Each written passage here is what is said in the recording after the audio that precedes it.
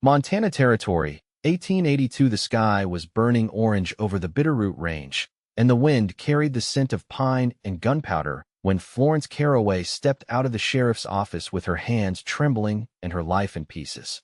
Her two children, Peter and Phoebe, were gone, taken by her husband 3 weeks ago when he rode off south with a gambler's debt and a bottle in his saddlebag. He left no note, just an empty barn and a broken woman behind. Florence had followed every whisper, every trail of dust, until the money ran dry and her boots split at the seams. Now, standing in a town she did not even know the name of until yesterday, she had nothing left to give. The sheriff's words still rang in her ears. "We cannot help unless we know where he took them." A horse snorted nearby. She turned. A tall man stood beside a bay gelding, his hat low and shadowing his face. His boots were worn, his coat dusted and trailed dirt, and his eyes, when they met hers, were the kind that had seen too much and stayed kind anyway. "You looking for someone?" he asked, voice low and steady. She hesitated. "My children." He took a step closer. "You said the boy's name was Peter and the girl's Phoebe?" Florence nodded once. "Yes. Have you seen them?" "I might have." He tied off his reins on the rail and walked toward her with quiet certainty. "Name's Weston Ellard. I passed through a ranch near the Wind River 2 days back, where I saw a man with 2 children. One of them called the other Phoebe." Her breath caught. "I can take you there," Weston said. "But it's a rough ride. 3, maybe 4 days. And there's danger between here and there." Florence looked down at her empty hands. "I have nothing to offer. I did not ask you for anything," he said. "But I do not ride with people who give up before they try." She narrowed her eyes at him. "Why would you help me?" He glanced toward the sun, then back at her. "Because I was raised by a woman who would have crossed fire for her children. And because those kids need their mother." Florence stared at him a long moment. Then she said, "I do not even know what love is anymore." Weston's gaze softened. He stepped closer, his voice quiet. "Then let me show you." Slow and true. She did not answer with words. She just nodded and followed him toward his horse. The first night they made camp near a wide creek. Weston cooked beans over a fire and handed her a tin plate without asking if she was hungry. She sat on a fallen log, steam rising into the cold dusk, and watched him feed his horse before sitting across from her. "You always this quiet?" he asked. "I have not had much reason to speak lately." "You do not need a reason," Weston replied. "You just need space to remember who you are." Florence looked away. "I used to be someone. You still are." She did not know how to answer that. Later, as the fire faded low, Weston rolled out a spare blanket for her on the other side of the flames. "Get some rest. You will need it tomorrow." She lay down, pulled the blanket tight, and stared at the stars until her eyes burned. The second day they rode through open plains and thick pine stretches. Florence did not speak much, but Weston did not seem to mind. He told her about the time he had tried to break a wild horse and got thrown into a frozen creek. About the old rancher woman in Nevada who made the best cornbread west of the Rockies. About the years he spent tracking cattle and chasing storms. He never asked about her husband, and she was grateful. That night, they stopped at an abandoned line shack. The roof was half gone, but the walls kept out the wind. Florence sat beside the fire as Weston cleaned his rifle and checked the saddle straps. "You were married?" he asked quietly, not looking up. "Yes." "Do you still wear the ring?" She pulled her hands into her lap. "No," he nodded once. "Good." Silence stretched between them, warm and full. Then he said, "I do not know what he was to you. But I can tell you this: what he did, leaving you and those children, that was not love." She swallowed. "Then what is?" Weston looked at her, his face gentle and serious in the firelight. "It is staying, even when it is hard. Especially when it is hard. It is showing up, slow and steady, until the other person believes they are worth being loved." Florence looked down, her fingers tightening around the blanket. "I do not know if I can believe that again." "Then I will show you," he said. Slow and true. By the third day, her legs ached and her hands were raw from gripping the saddle horn, but she did not complain. She rode beside Weston, who pointed out signs of deer and old wagon trails, and sometimes reached over to steady her when the wind picked up. Late that afternoon, they passed a burned-out homestead. Florence slowed her horse without thinking. "They found the man who did it," Weston said. "He was running from something he did not want to face." "Did you catch him?" "I did. She looked at him then. You are more than just a cowboy, are you? He shrugged. I have done a lot of things. When they made camp that night, she knelt by the creek to wash her face. Weston stepped behind her and offered a small bar of lye soap. She reached for it, their fingers brushing. Her voice was barely above a whisper. Why are you being so kind to me? He studied her. Because you deserve it. She blinked fast, turning away. You do not even know me. I am learning, he said. Day by day. On the fourth morning, they reached the edge of a valley dotted with cottonwoods. Weston raised his hand and nodded toward a ranch in the distance. That is the place. I will ride down and check first. If they are there, I will wave. Florence's heart beat so loud she could barely breathe. He rode off, and the minutes stretched long and painful. Then his arm raised, once, twice. She kicked her horse forward and galloped down the hill, tears already sliding down her cheeks. Phoebe was the first to see her, ran from the porch screaming "Mama," so loud it broke the air. Florence jumped down from the saddle and caught both children in her arms. Peter buried his face in her neck and cried like he had not let himself until now. She held them, shaking, whispering, I have you. I have you. I have you. Weston stood back, watching, arms folded. Later that evening, after she tucked the children into a bed inside the ranch house, Florence stepped out onto the porch. Weston sat on the steps. You saved them, she said. No, he replied. You did. I just rode beside you. She sat down next to him, closer than before. I do not know how to thank you. You already did. She looked at him then, really looked. And for the first time in years, she reached for someone's hand. He took it without hesitation. I do not know what love is, she said again, quieter this time. Weston turned to her, his voice steady. Then let me show you. Slow and true. And this time, she believed him. By the end of the week, Florence had scrubbed the dust and grief from her children's clothes and hung them to dry in the wind behind the ranch house. The rancher's wife, an older woman named Alma with thick gray braids and a voice like scraped wood, had opened her doors without asking questions. Weston had spoken softly to her behind the barn that first night, and whatever was said passed between them like a quiet understanding. Florence sat on the back steps with her hair unbound, watching Phoebe chase a chicken through the yard, while Peter helped Weston sort tack in the lean-to. She kept her hands in her lap, unsure of what to do with them now that they weren't holding reins or fear. You're not used to stillness, are you? Alma asked, stepping out with 2 cups of chicory brew. Florence accepted one. I don't know what to do with it. Most don't. Not at first. Peter laughed, then sharp, sudden. Florence turned to see Weston ruffle his hair, nodding toward the saddle he had just finished oiling. The boy stood taller than he had when she first found him. Alma took a sip from her cup. That man's got away with people who've been bent up too long. Florence didn't answer. She watched Weston loop the latigo strap with practiced ease, his sleeves rolled to the elbow, his hands steady. He didn't look over, didn't try to catch her eye. He just kept working. That night, Florence found herself walking the edge of the pasture after the children had gone to sleep. The moon cast a pale wash over the grass, and the fences creaked softly in the wind. Weston stood by the far gate, one boot propped on the bottom rail, his hat in his hand. You always walk at night? He asked as she approached. I didn't mean to. My feet just kept going. He nodded toward the open field. Sometimes the quiet's the only thing that makes sense. She leaned on the fence beside him, her shoulder just brushing his. The air smelled of sweet grass and horses. They're different now, she said. Peter, Phoebe, like they can breathe again. They've got their mother back. Her voice caught.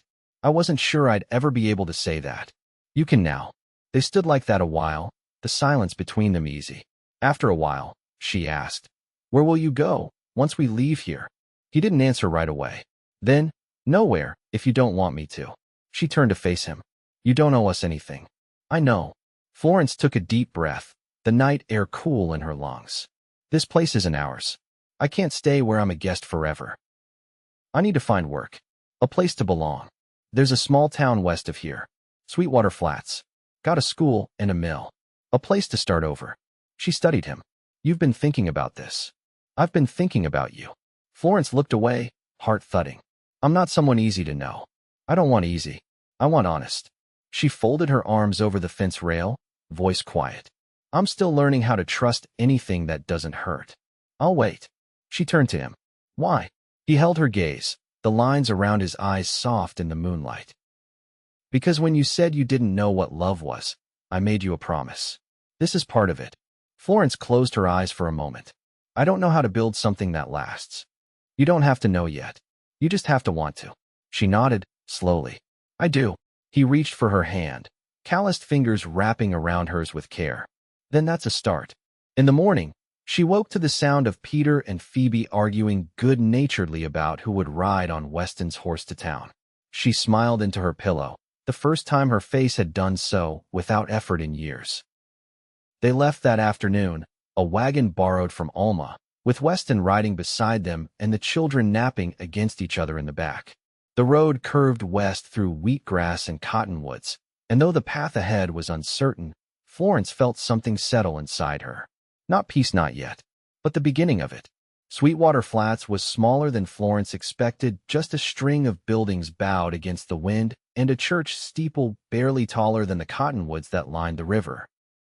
The wagon wheels groaned as they rolled down the main street, past a smithy, a dry goods store with sun-bleached curtains, and a schoolhouse with its bell hung crooked. Peter leaned forward from the wagon bed. Does this mean we live here now? Florence glanced at Weston riding alongside. He didn't speak, just tipped his hat toward the livery. She said, We'll see. They stopped outside the boarding house. The landlady, Mrs. Breck, wore a shawl pulled tight despite the late spring sun.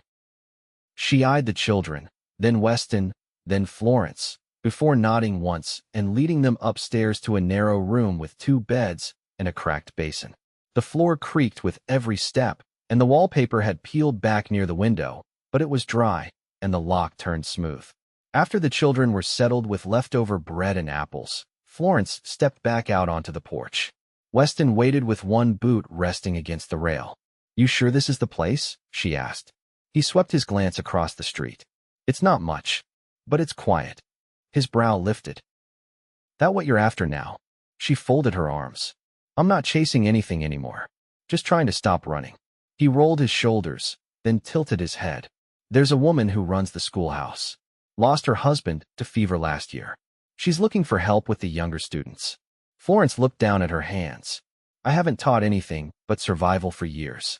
Then you're qualified. She gave a dry laugh. That's not how most would see it. Most people don't know what they're doing. They just act like they do. She looked up at him. And you? I make it up as I go. They stood in silence a moment, the wind tugging at the porch curtain. She said, What about you? What will you do here? There's work at the mill. I can swing a hammer. Move freight. Florence studied his face. You'd stay? Just like that. I didn't say it would be easy, he replied. But I'm not going anywhere you're not. Inside, Phoebe's voice rose in protest. Florence stepped toward the door, but Weston stopped her with a hand lightly on her arm. I'll fix the latch on the window tomorrow, he said. It's sticking. She hesitated. You don't have to, I know. The next morning, she walked Peter and Phoebe to the schoolhouse while Weston headed toward the mill yard with his coat slung over his shoulder.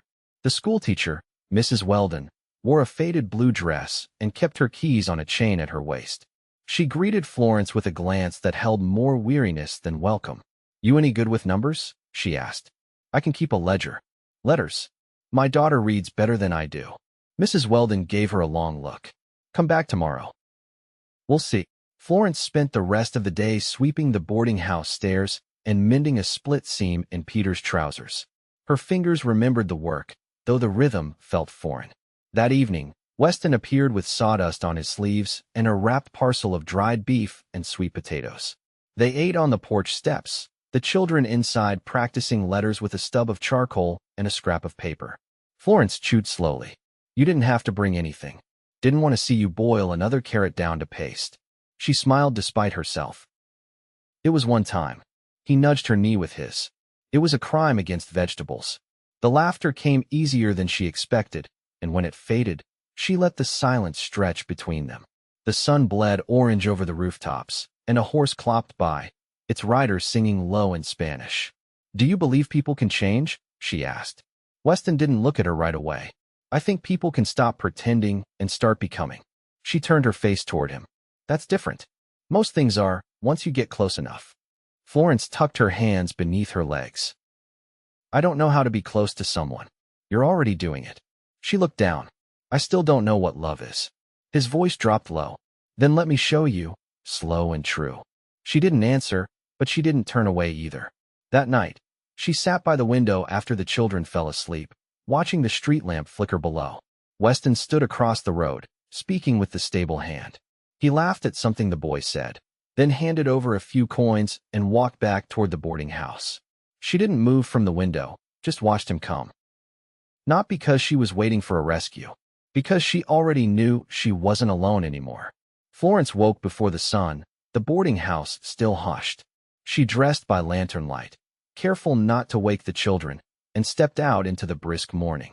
The air carried the bite of snow still clinging to the mountains, though spring had begun to loosen its hold. She crossed the street to the schoolhouse, a basket of chalk and folded cloth pressed against her side. Mrs. Weldon had left the key hanging on the nail by the door, as promised. Inside, the floorboards groaned beneath her boots, and the windows wore a film of dust that blurred the dawn light. She set to work without pause, sweeping, scrubbing the desks, rinsing the slate boards with vinegar and water. Her hands moved with quiet purpose. By the time the bell rang, her shoulders ached, but the room looked clean enough to begin again.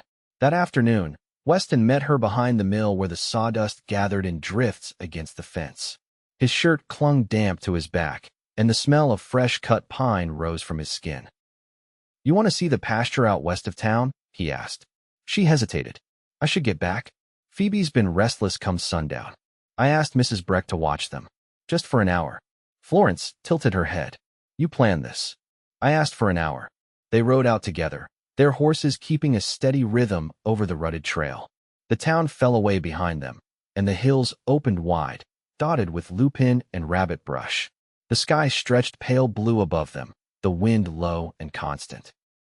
They came to a rise where the land dipped into a shallow hollow, the grass tall, the fence posts weathered gray. Weston dismounted first, tying off his reins. Florence followed, slower, boots sinking slightly in the soft soil. "Why here?"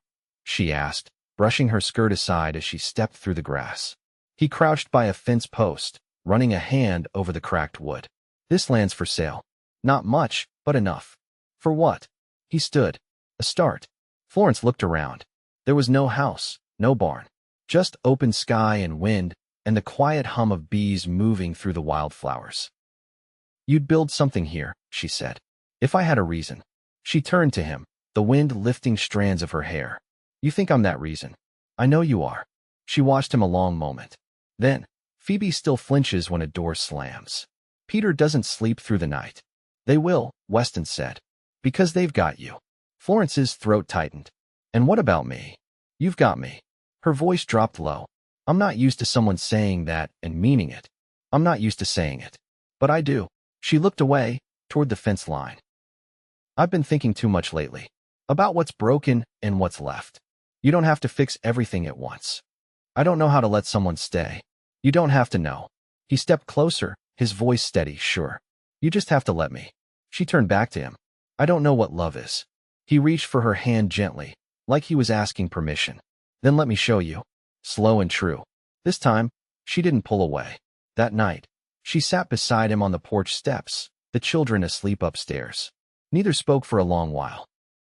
The moon rose full over the rooftops, and the wind carried the scent of wild onion from somewhere beyond the fields.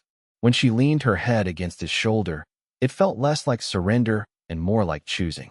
She didn't need to speak it. Not yet. But she was staying. And so was he. The first frost came early that year. It crept in silently one morning in early October, brushing the porch railings and schoolhouse stoop with silver. Florence had just finished buttoning Phoebe's coat when Weston knocked once on the boarding house door, his hat dusted with cold. "Got the key to the cabin," he said, voice low, eyes steady. "If you're still willing to see it." Florence glanced back at the children. Peter was lacing his boots, Phoebe half asleep on the chair with her braid undone. She tied her shawl and nodded. They left the children with Mrs. Breck, who had grown fond of Phoebe's soft singing during chores and Peter's quiet way of fixing anything that creaked. The walk west led them through the birch line, the branches bare now, leaves scattered like old letters across the ground. Weston carried a bundle of oilskin under one arm, and a small sack of nails tucked into his coat pocket. The cabin stood just beyond the rise where the pasture sloped toward the creek. It had good bones, a stone base, hand-cut logs, and a roof that had held up through 2 winters before the last owner gave up and left for Missouri. Weston unlocked the door with a skeleton key and pushed it open. Florence stepped inside. Dust hung in the air, catching the light from the small front window. The hearth was cracked but sound, the floor swept clean though bare. One room, high rafters, a loft space above. The kind of place that asked nothing but time and offered everything if you gave it. "You'd live here?" she asked, turning slow. "I'd build it into something," Weston said. "If you wanted to." She crossed to the window. The creek was just visible through the trees, glinting pale. "I used to dream of a house with blue shutters," she said. "Not because I cared about the color, just because it meant I'd chosen something. My own place, my own way." He set the oilskin bundle down with care and unwrapped it. Inside were 3 tin spoons, a small kettle, and a folded piece of muslin embroidered with forget-me-nots. "Alma sent these. Said someone should be laying roots somewhere." Florence traced the edge of the muslin. "I haven't let myself hope in a long time." Weston stepped closer, not touching her, just close enough she felt the heat of him. "Hope's quiet. It doesn't shout. It waits." She looked up at him. "I want that. I want this place. And I want you beside me." He didn't answer, just reached out and touched her cheek with the back of his hand. Gentle as rain. She leaned into it. "We can build it slow," she said. "Board by board." "Slow and true," he said. They spent the next weeks shoveling out ash from the hearth, sanding the splinters from the windowsills, patching the roof with cedar shakes that Weston cut himself down by the mill. Florence brought the children out on Saturdays, and Phoebe laid out her drawings on the floor, while Peter measured every corner with a piece of twine and an old ruler he'd found behind the schoolhouse stove. Mrs. Weldon offered Florence a permanent post after the harvest term, impressed by the children's progress and Florence's way with the quieter students. On the day she accepted, Weston brought her a cedar box he'd carved with her initials. Inside was a single blue button. "It's not a shutter," he said, "but I figured it was a start." She held it in her palm, blinking slow. "You remember everything. Some things are worth it." They moved into the cabin a few days before the first snow. The floor still creaked, and the wind sang through the eaves some nights, but the walls held warmth, now wood smoke, dried apples, clean linen. Weston slept in the loft at first, giving her space, until one night when Phoebe had a fever and Peter cried out from a dream. She came down the ladder quiet, barefoot, and lay beside him on the quilt he'd pieced together from old shirts and flour sacks. She didn't say a word, just reached for his hand. After that, there was no more space between them. One morning, as the snow began to melt and the earth turned soft again, Florence stood barefoot on the step, watching dawn spread gold over the fields. Weston came up behind her, wrapped a shawl around her shoulders, and kissed the edge of her jaw. "You ever think you'd be here?" he asked. She shook her head. "I thought I was done. Or broken. Or both." "You're neither," he said. "You're home." They married in spring. Not in a church, but under the birch trees behind the cabin, with Peter holding the ring and Phoebe wearing wildflowers in her hair. Mrs. Weldon brought a jar of preserved peaches. Mrs. Breck cried 3 times before the vows were finished, and Alma sent a blue quilt stitched with their names and the year in one corner. Florence wore a dress she'd sewn herself, simple muslin with a row of tiny buttons down the back. Weston shaved, wore a clean shirt, and looked at her like she was the first thing he'd ever truly believed in. No one spoke grand words. They didn't need to. After the guests left and the children were asleep, Florence stood in the doorway of the cabin, watching Weston tend the last of the fire. He rose, crossed the floor, and wrapped his arms around her from behind. "You tired?" he murmured against her ear. "No," she whispered. "Not of this." She turned in his arms, rested her forehead against his, and closed her eyes. "I know what love is now," she said. "It's this. It's you." He kissed her then. Not hurried. Not loud. Slow and true. They built the rest of their life from there. In the years that followed, the cabin grew by 2 more rooms and nursery, then a space for books and mending. Weston took on more work at the mill and helped others raise their barns.